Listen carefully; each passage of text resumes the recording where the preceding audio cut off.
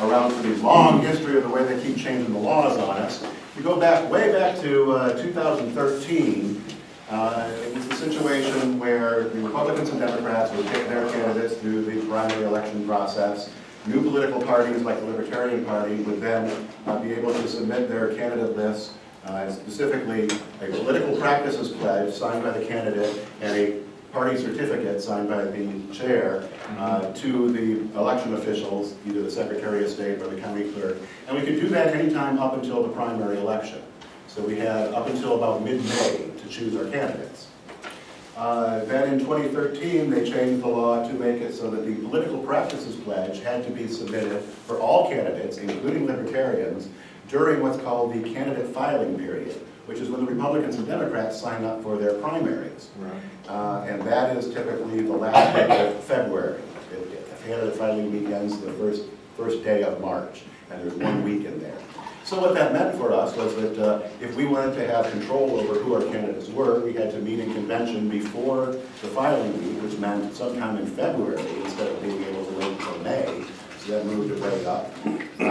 And then we submitted political practices pledges and candidate forms by March 1st.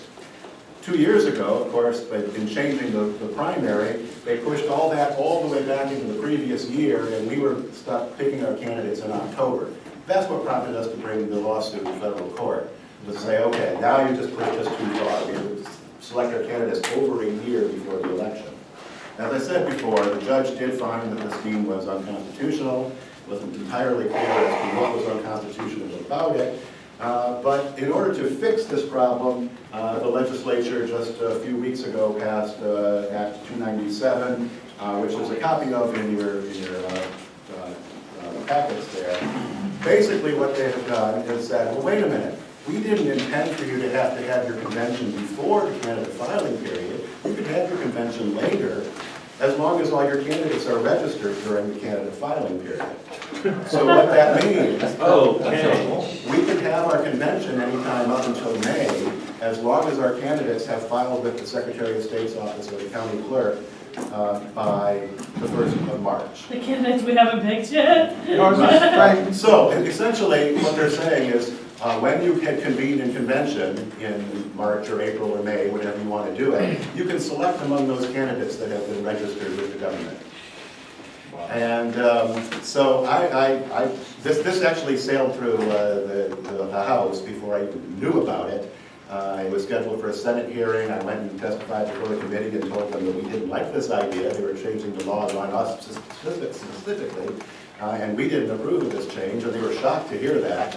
I told them that we considered the political practices pledge to be an application to run for primary election, and since we don't have primary elections, we don't need to have that. And basically the chairman concluded the discussion with, well, we understand you're a libertarian, and libertarians don't like rules, but we need rules, so we're going to vote, and they voted on it, and it passed, and the governor signed it into law. So that's the situation as it is now.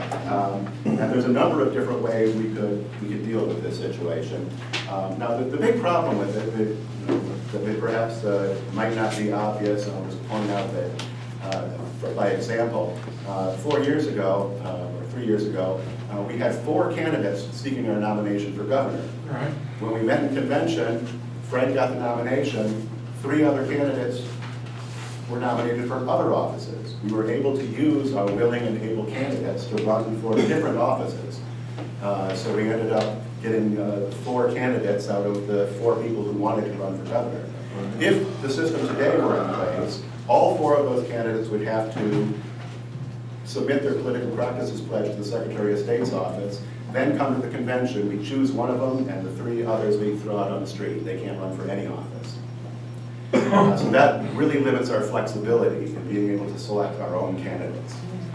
Can we do malicious compliance and every single one of our members submit a practice pledge for every single office available in our state? That's a possibility. That's a possibility they'll bring up. Our political practices pledge has to be office specific.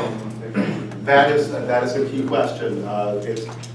There is a law that was passed, again, within the past 3 or 4 years that says you can only run for one office for a particular election date. So it's not clear to me whether that refers, whether running for nomination by convention is the same as running for election on a particular election day.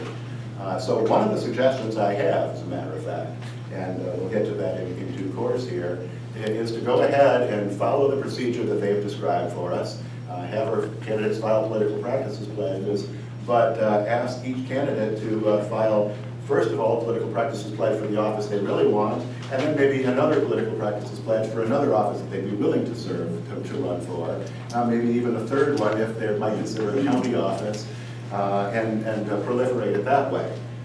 Because again, the law There's says a that- question of whether